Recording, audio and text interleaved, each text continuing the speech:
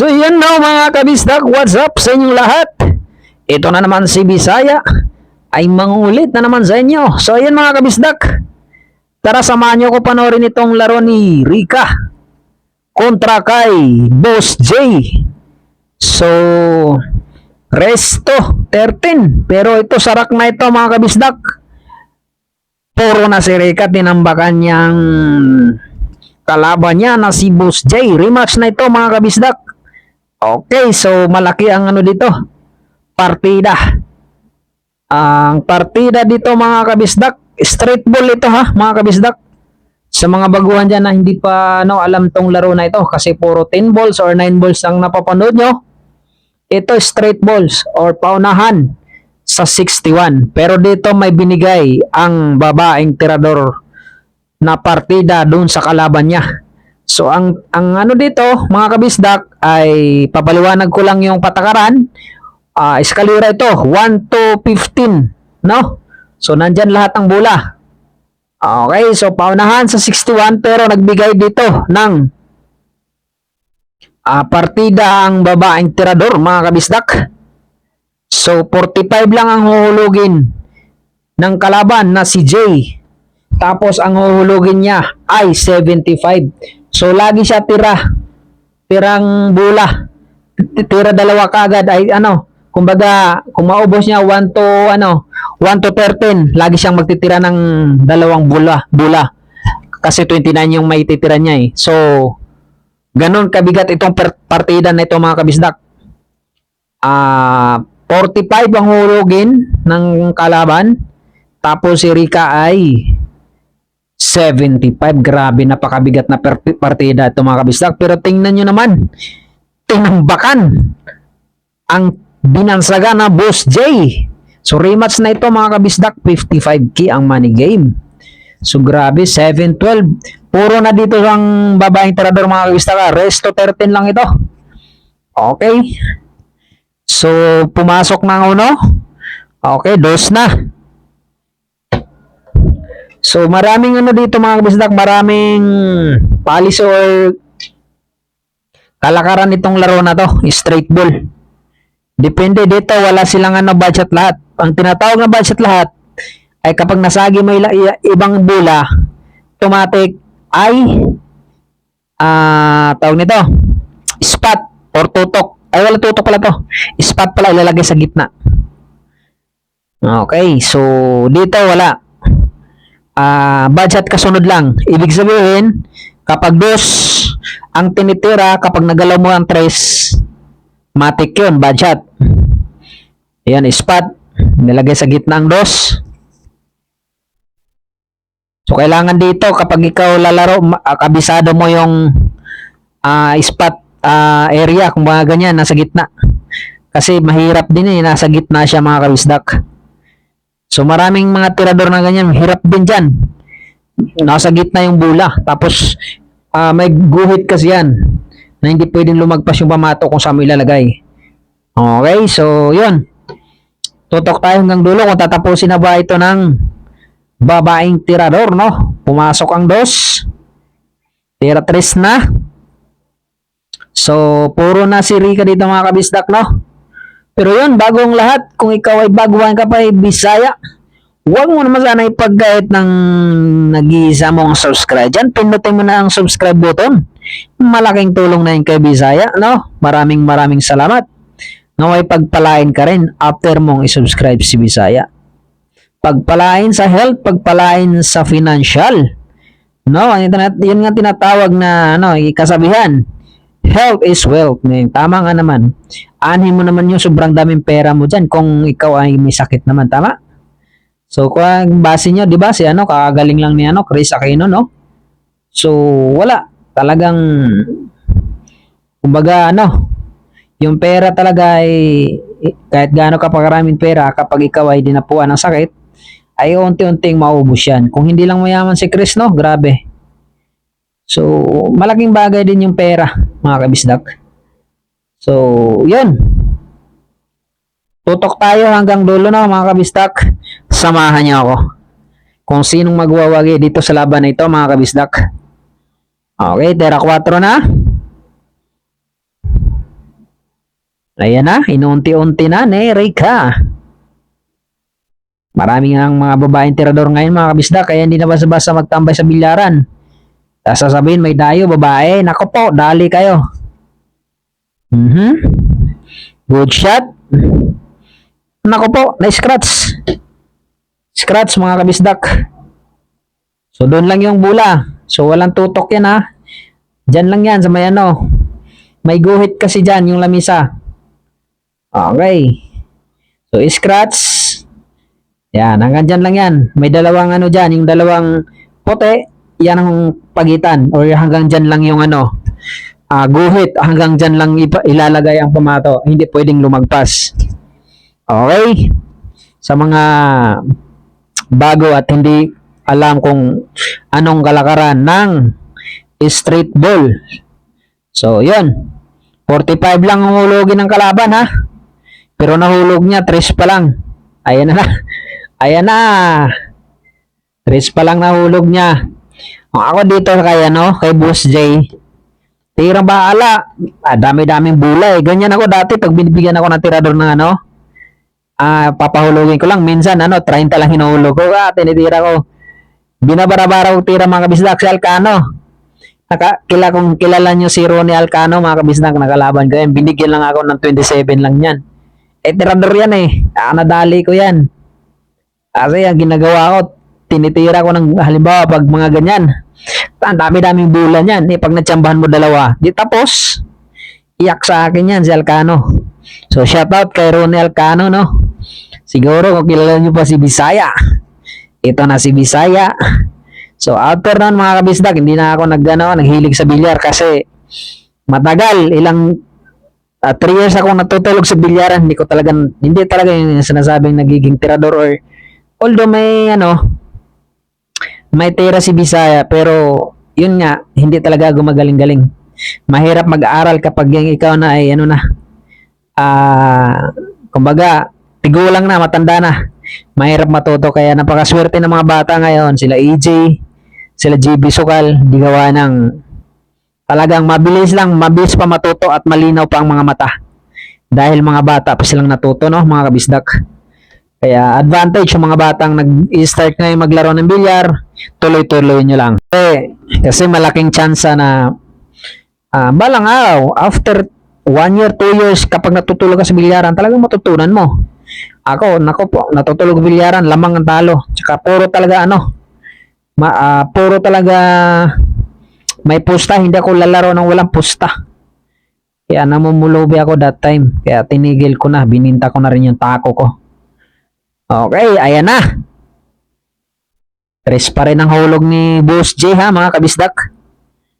So, dati, ganun din yung laro ko. Ito pong hilig ko, straight balls. Kaya alam ko yung kalakaran dyan, mga kabisdak. Maraming kalakaran dyan. May budget lahat, budget regalo, mga ganyan. Pag mga budget regalo kasi, larong pangbata lang yan. Ibig sabihin, kapag na-budget, titira ka ngayon. Tapos budget, kinarambula mo. Tapos may nahulog, o regalo mo na sa kalaban mo. So, ganun siya. Maraming kalakaran yan. Tapos budget lahat, mga ganyan. Pero ako dati, puro budget kasunod lang para okay naman siya. Ayan na. Nako po, hindi bumanda. So, hindi bumanda, ibig sabihin, foul yun. Budget yun. Ayan na, spot. I-spot ng kalaban. So, ilalagay sa gitna. So, ito ang pagkakataon, mga kabisdak. So, kailangan magaling ka dyan sa spot. Kasi, kapag hindi ka magaling dyan, ako po, kakainin kang buhay dyan. So, kasi minsan, kapag na-scratch o last ball, kailangan talaga magaling ka dyan. Kaya nung naglalaro pa ako, kabisado. Kahit ngayon, kabisado ko pa yan. Bihira lang ako sumasablay dyan, mga kabisdak. Kasi yan talagang inaaral ko. Kasi yung ko dati, hindi naman ako naglalaro ng 10 balls. Puro ganyan talaga. Tapos, tatambay-tambay ako. Tapos ngayon, wala nang kalaban sila Ronel Cano, pero hindi ako lumaban kay Carl Biado. Kasi magaling talaga yun eh. Tsaka malaki yan ang pusta. So, gusto lang yata nilang pipirahan ako dati. Sila tuloy na pirahan ko. So, kung familiar kayo sa Biskara dati, sa may Lapu-Lapu. So ngayon wala na, sarado na mga kabisdak sa may Baclaran, no? So diyan ako tumambay talaga. 3 years ako diyan tambay. Kaya lahat ng mga tirador diyan kilala ko. So, yun, wala pa itong mga ano to, yung mga sikat na ano ngayon, sila GB, sila AJ, wala pa. At itong mga tirador na to, sila Rica, marami. Sintino, mga tirador ngayon na babae, wala pa yan. Siguro ang bibilis nila natuto, no? Kaya iba talaga din kapag ano, mga bata pa. Saka nasa tao yan, kapag gusto talaga ano, no? Aralin. Ako wala eh. Ayaw ko kasi maglumaro dati na walang pusta, kaya siguro hindi ako nagiging magaling. Magaling lang mangburaot or magaling lang manggulang sa bilyaran. Okay, tira 9 na. 4 na bula na si ano. 5 bula. Tira 2 si Rica. Parehas. Ay, 4, 4, 5. Okay, 4 na bula to si ano, si Boss J. Kasi 45 lang hulogin niya eh. Tapos 5 bula si Rica. So hindi rin to magaling, hindi parang hindi marunong tong Boss J na to. Ikot-ikot, tagal pang tumira.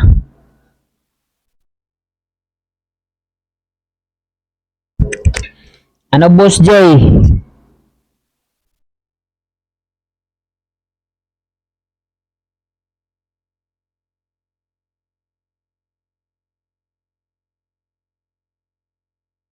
Good shot. Scratch. Boom! Muntik na. Kala ko scratch eh.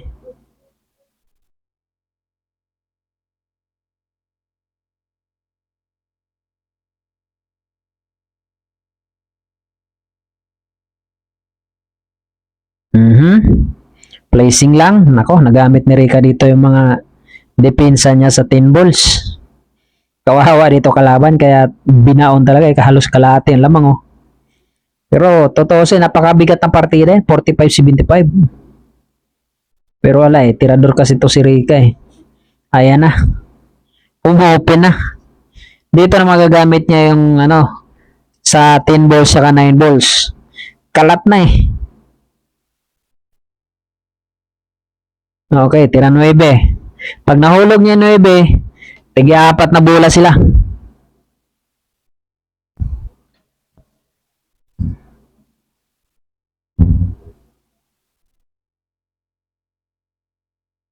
Ayan na, pumasok ang 9. Nako po, ang lakas niyan. Malakas nga. Kung may dumikit. Sayang no, sakto sana yun, di ganong malakas.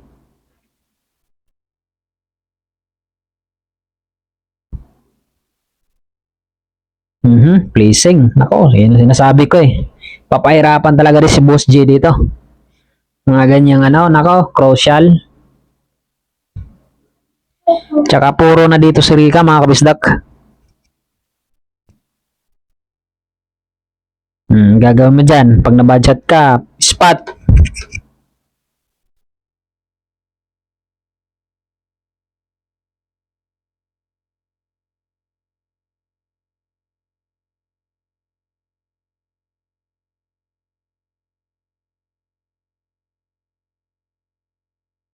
Ang gagawin diskarte nito. Huling tira mo na yan kapag sumablay ka dyan.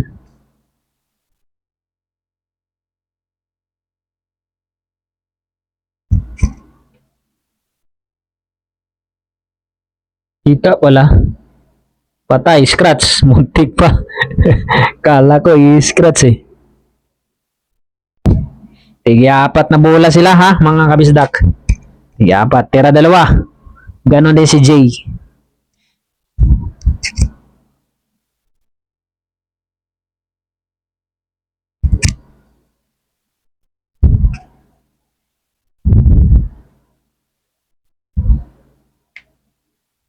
Good shot.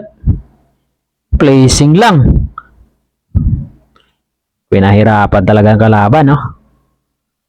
Gamit na gamit niya dito yung ano niya.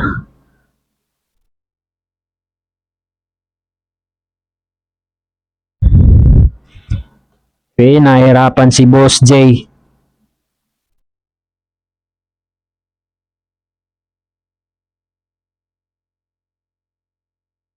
Ano Boss J, titirahin mo pa yan? Isang pagkakamali mo dyan, pag umopen yan, ubos na yan. Kalat na kalat eh.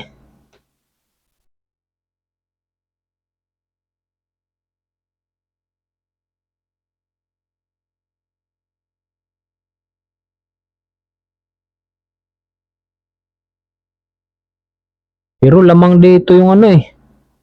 Sa pair game, si Jay, naglogro pa nga Jis eh.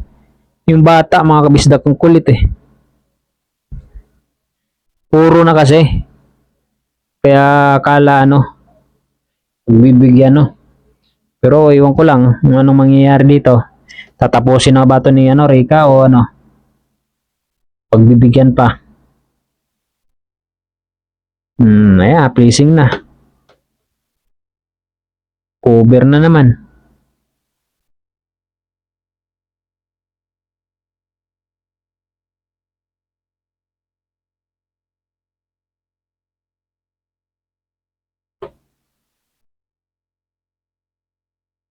Cover, pinahirapan talaga si Boss Jay.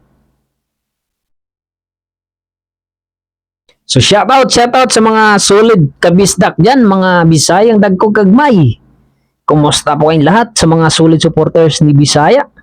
Maraming salamat. So walang sawang suporon yung kay Bisaya, no? Gagawin dito. Pawa niya eh. Tirahin mo na yan. Kahit anong gawin mo dyan, talagang dapat dito sa kabila. Hindi mo matamaan yan. Mali eh. Dapat dito sa kabila ka nagbanda. Hindi mo kang dito manalo sa akin. Kami maglaban ito.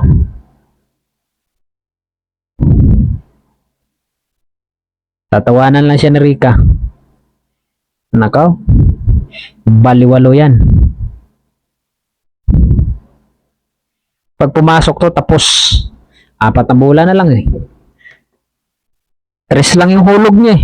Hindi. 3, tsaka 4, 7.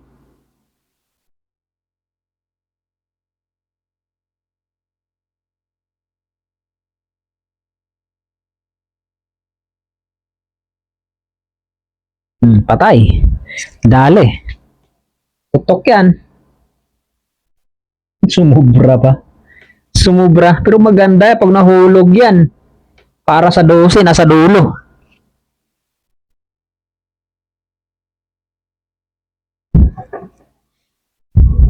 Pag nahulog to, tapos ang laban. Nasa dulo yung 12 oh.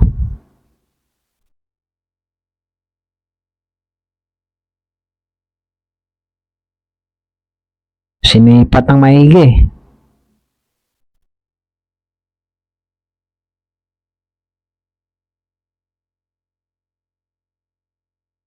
Sauce!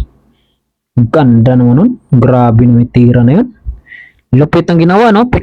Pinitikan pa ilalim. Kaya gumanon lang yung pamato. Last 2. 2 bola si Rika dito, mga kabisdak. Wala na. Goodbye Philippines. So yun na, maraming salamat kung nakarating ka dito sa episode na to. Maraming salamat. Mag-comment ka naman dyan sa baba kung saan nakarating tong video natin. So yun lang mga kabisdak, panalo si Rika. Babush!